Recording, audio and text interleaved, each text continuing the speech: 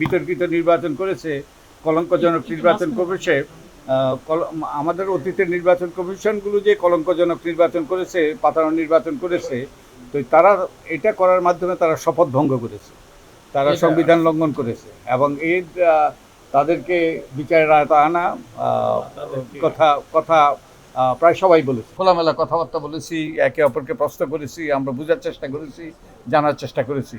তো এই আলোচনা থেকে যেটা সুস্পষ্ট হলো যে প্রায় সবাই, আমি বলবো কেউ এর বিরোধিতা করে নাই আমাদের তত্ত্বাবধায়ক সরকারের প্রয়োজনীয়তার কথা। সবাই একমত ছিল।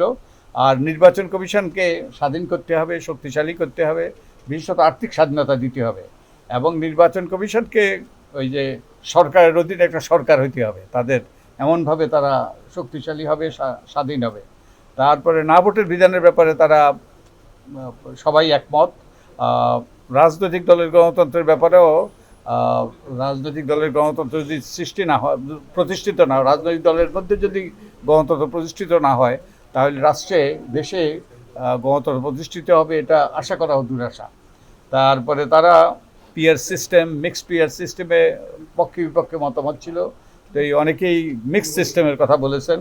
তারপরে রাষ্ট্রপতির নির্বাচনের ব্যাপারে অনেক আলাপ আলোচনা হয়েছে, সরাসরি নির্বাচনের কথা অনেকে বলেছেন।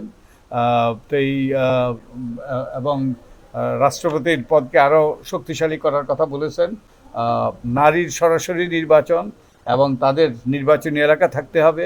আমরা যে ঘূর্ণায়মান পদ্ধতির কথা বলেছি, সেই ধরনের একটা পদ্ধতি হইতে পারে, অন্য পদ্ধতি হইতে পারে, কিন্তু নারীর জন্য সরাসরি আসন থাকতে হবে এবং প্রত্যক্ষ নির্বাচন হতে হবে। নির্বাচন কমিশনে আইন পরিবর্তন করতে হবে।